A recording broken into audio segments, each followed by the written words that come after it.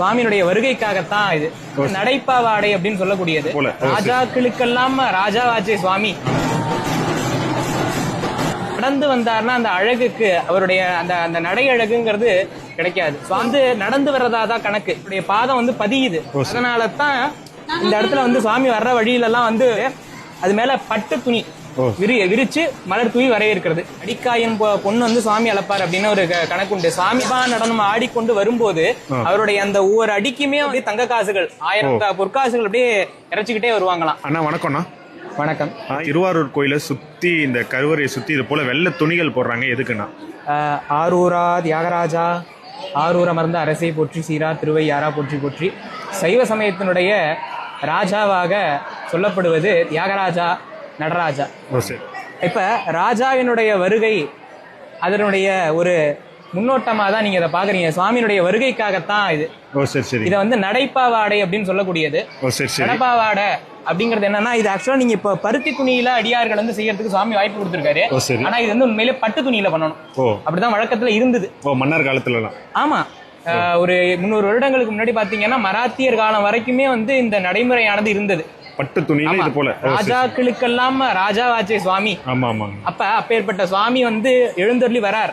அவர் நடந்து வந்தார்னா அந்த அழகுக்கு அவருடைய அந்த அந்த நடை அழகுங்கிறது கிடைக்காது. சுவாமி வந்து நடந்து வர்றதாதான் கணக்கு. அவருடைய பாதம் வந்து பதியுது. அதனாலதான் இந்த இடத்துல வந்து சுவாமி வர்ற வழியில எல்லாம் வந்து நல்லா தண்ணி தெளிச்சு கோலம் போட்டுட்டு அது மேல பட்டு துணி விரிச்சு மலர் தூவி வரவேற்கிறது. ஆனா பட்டு துணி வந்து அதெல்லாம் அரசர் காலத்துல பண்ணிருக்காங்க. ஆனா இப்ப அதுக்கான அந்த சூழல் இல்ல. ஆனா அடியார்களுடைய விருப்பத்தின் பேர்ல எம்பெருமான் வந்து அவருக்கு அன்போட நம்ம எதை செஞ்சாலும் அவர் வந்து ஏத்துப்பார் அன்போட. அந்த வகையில அவர் பருத்தி துணியில வந்து செய்யறதுக்கு சுவாமி வந்து வாய்ப்பு கொடுத்திருக்கார். நடைப்பாவாடை அப்படின்னு சொல்லக்கூடியது திருவாரூருடைய தொன்மையான வழக்கங்கள்ல ஒன்னா சொல்லக்கூடியது இது நடைப்பாவாடை. அது போல பூ பதில் அந்த காலத்துல தங்க காசுகள் எல்லாம் போடுவாங்கன்னு கேள்விப்பட்டிருக்கோம். ஆமா, சுவாமி வந்து அடிக்க 1000 பொன்னளக்கும் பெருமான், அடிக்காயின் பொண்ணு வந்து சுவாமி அழைப்பார் அப்படின்னு ஒரு கணக்கு உண்டு. சுவாமி அஜபா நடனம் ஆடிக்கொண்டு வரும்போது அவருடைய அந்த ஒவ்வொரு அடிக்குமே வந்து ராஜா வந்து இது வந்து முசுகுந்த சக்கரவர்த்தி காலத்திலிருந்தே வந்து இந்த நடைமுறை இருந்திருக்கு. சுவாமியை நடந்து வரும்போது அப்படியே தங்க காசுகள் 1000 பொற்காசுகள் அப்படியே இறைச்சிக்கிட்டே வருவாங்களாம்.